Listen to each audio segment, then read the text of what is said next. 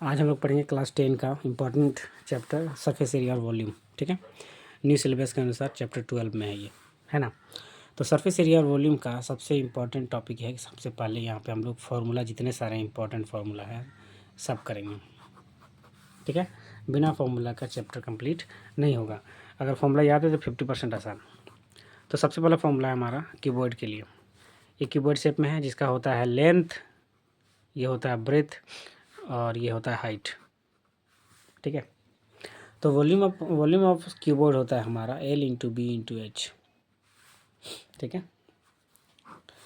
फिर CSA यानी curve surface area of cuboid होता है 2 इंटू ब्रैकेट में L प्लस बी बाहर में इंटू एच। फिर TSA ऑफ कीबोर्ड जो होता है 2 ब्रैकेट स्टार्ट LB यानी कि L into B plus B into H plus L into H. ठीक है, LB plus BH plus LH। ये होता है TSA का फॉर्मूला। किसका? TSA यानी टोटल सरफेस एरिया क्यूबॉइड का। ये हो गया कंप्लीट। आगे देखेंगे हम लोग क्यूब का। क्यूब में सारा साइड से इक्वल होता है, यानी कि सारा साइड को A मान सकते हैं हम लोग। All sides are equal of cuboid. तो वॉल्यूम ऑफ क्यूबॉइड जो होता है वो होता है A का पावर 3। ये A क्या है? साइड है इसका। क्या ये?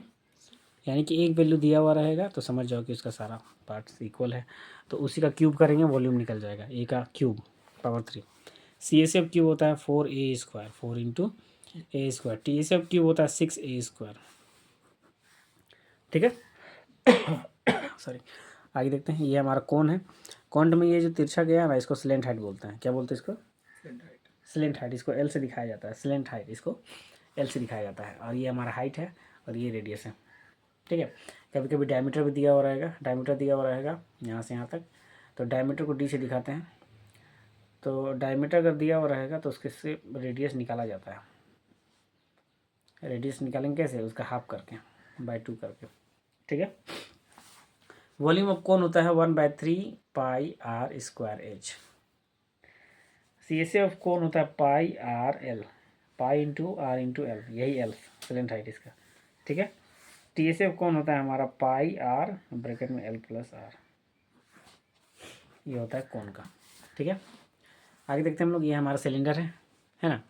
तो सिलेंडर में वॉल्यूम ऑफ सिलेंडर जो होता है वो होता है पाई आर स्क्वायर एच।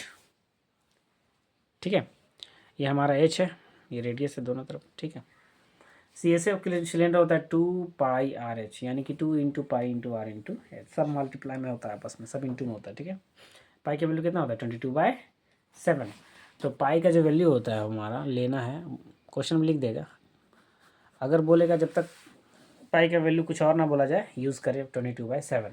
या फिर पाई का एक और वैल्यू होता है ना, 3.14। इसको लेना तभी है जब क्वेश्चन में बोला गया है कि 3 का वैल्यू, पाई का वैल्यू इतना ले 3.14।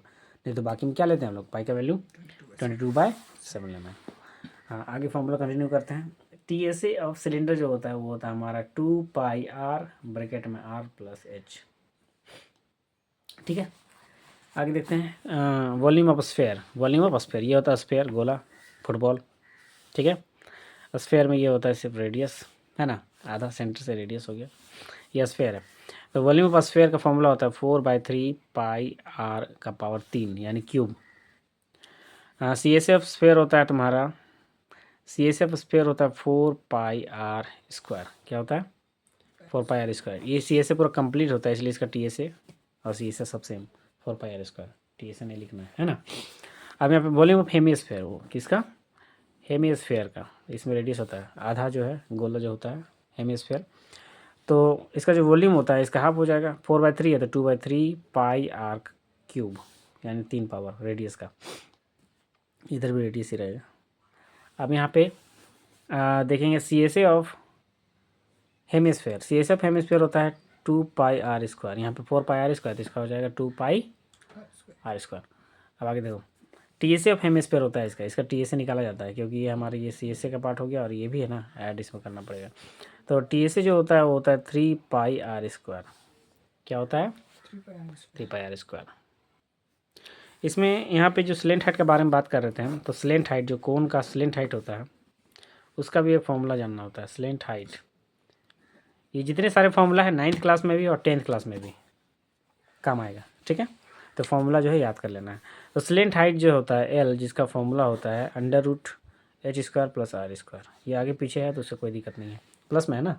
तो स्लेंट हाइट का फॉर्मूला हो गया, अगर स्लेंट हाइट कभी निकालना रहे कौन में तो ये फॉर्मूला बैठा के हम लोग निकाल सकते हैं, ठीक है।